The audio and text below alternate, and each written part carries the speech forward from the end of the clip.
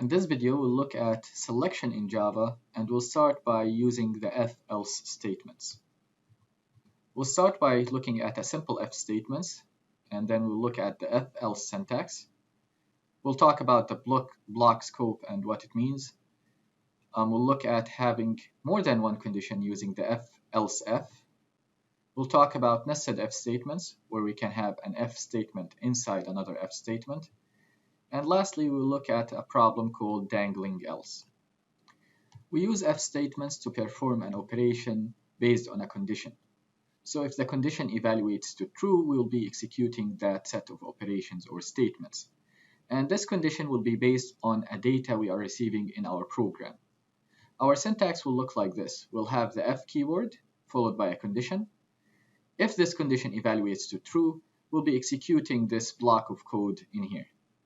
Notice the block is surrounded by curly braces. These curly braces are optional if you only have one statement in your true block. So the condition that we have in these parentheses will evaluate to a Boolean value, either true or false. If the result of that condition was true, we'll be executing that code. If the result is false, we'll be skipping this code and moving on with our program. So this is our flow of control. We are executing our statements sequentially, and then we reach the if statement condition. Again, if the condition evaluates true, we are going to that true block and executing the statements in it, and then moving on with the rest of the program. If the condition evaluates to false, we'll be skipping that true block, so nothing inside that true block will be executed, and we are just continuing with our program after skipping that true block. So let's try a simple if statement in Eclipse. Let's say that we are creating a program that checks a pin code that the user enters. If it's equal to the pin code that we have stored in our program, we'll print out to them access granted. So I'm going to start by creating a final value, my constant, final, and then let's call it, it's an integer, and let's call it pin. And let's store the value 678 inside that pin. Now I will ask the user to enter a pin value, so they will try to log into the system, for example. So I will need to create a scanner object to read from the console. So scanner scan equals new scanner. And we are reading from the console, so system.in. Remember, the scanner is part of the java.util package, so we will need to import that. And now we do not have that red underline under the scanner keyword. Now we want to read the value that the user enters. So the value that he will be entering, it should be an integer. So I'm going to create an integer and let's call it input. And since I'm reading from the scanner, so scan, my scanner object, dot next integer because we are reading an integer. So whatever input that the user is entering, we are storing it in this integer value input. Now we want to compare that input with the pin value. So I will have my if statement and the condition I'm comparing the input. Is it equal to the value that we have stored, which is pin? If that is correct, if the Boolean expression evaluates to true, we are going to print out system.out.println, and we'll say access granted.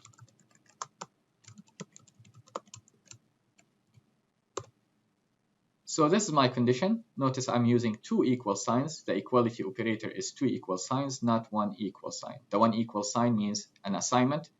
I'm not assigning the input value, or I'm not assigning the pin value to the input. I'm comparing the input with the pin value. Now, in here, remember, my scanner is not prompting the user. So I will need to print out something to the user to tell them what they are expected to enter. So system.out.println, or we can use print, so we can print it in the same line.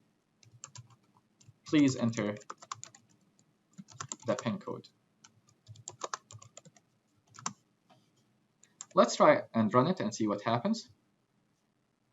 So it's asking me for a pin code, and let's try to enter the correct pin code, so 678. And you'll see I got access granted. If we run it again and we try to enter something that is not 678, so 890, you'll see nothing happen. Why? We are comparing the input 890. Is it equal to the pin, which is 678? It's not.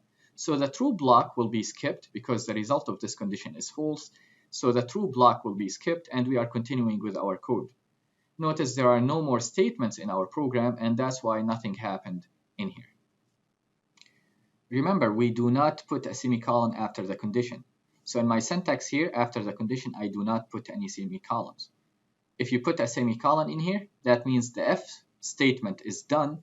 So after we check the condition, we will not do anything. Whether the condition was true or false, there is nothing going to happen.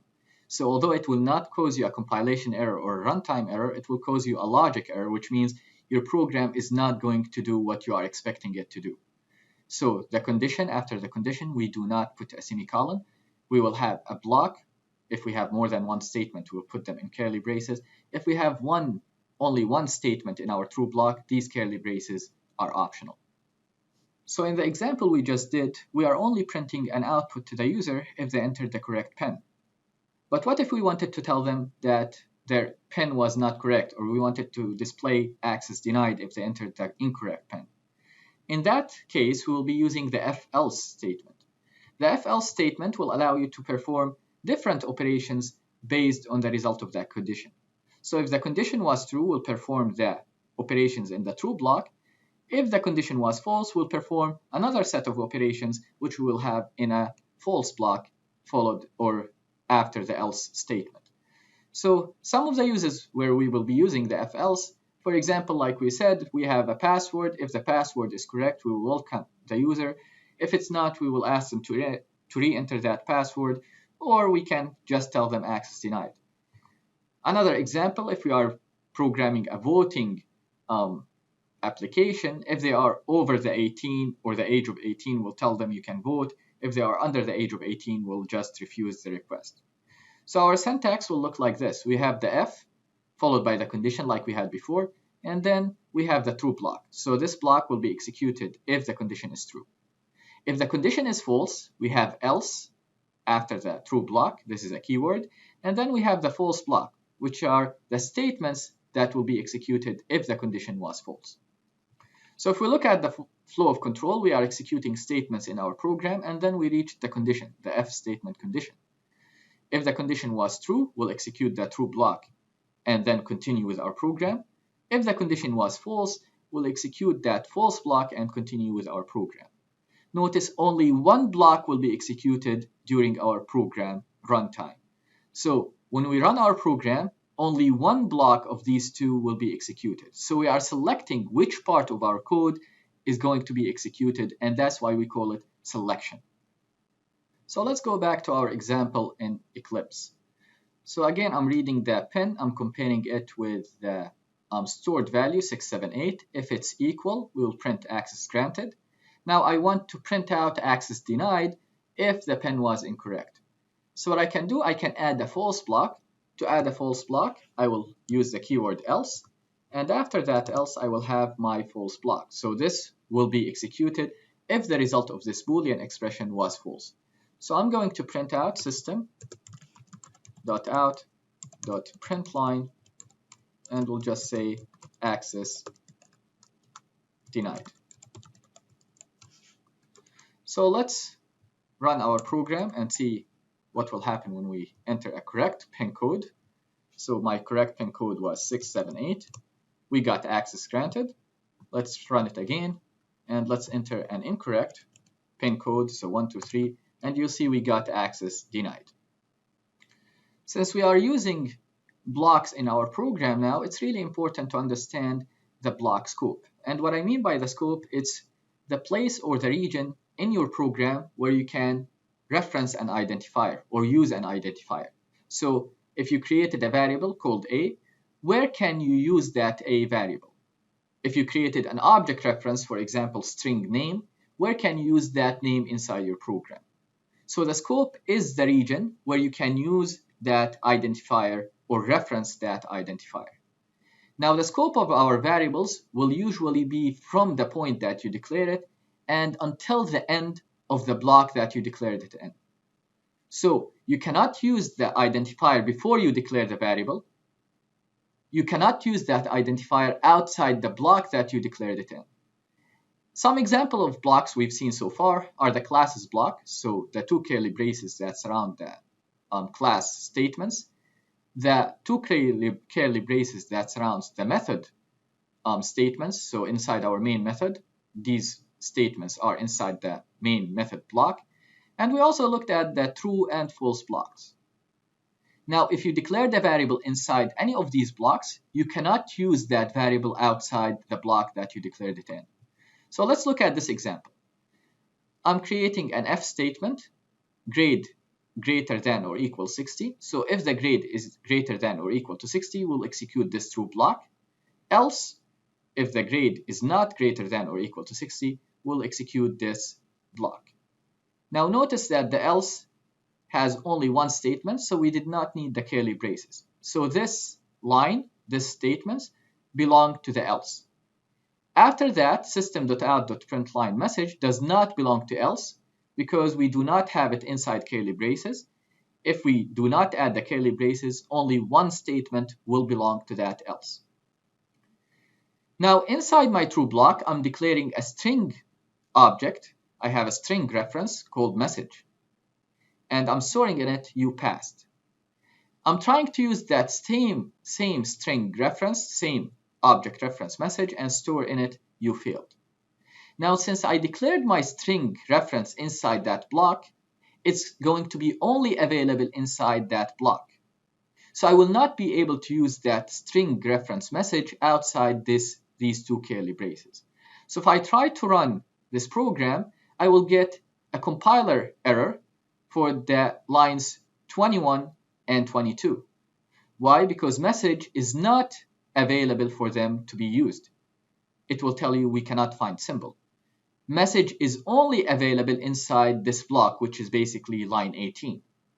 So the message is only available inside the true block because we declared it inside that true block. So let's look at our blocks here. I created a class, main class, and notice I have two curly braces surrounding the class statements, this curly brace and this curly brace. So anything that is inside these two curly braces belong to the main class, so they are inside the main class block. I have my main method. It's surrounded by two curly braces, so this curly brace and this curly brace. So anything inside these two curly braces belong to the main method block. I have my if statement true block. These two curly braces, anything inside them belong to the true block. I have my else, my false block. Anything between these two curly braces belong to that false block. So instead of printing out the message directly in here, I'm gonna store it in a string and print it outside the if statement. So system.out.println, and we are printing message.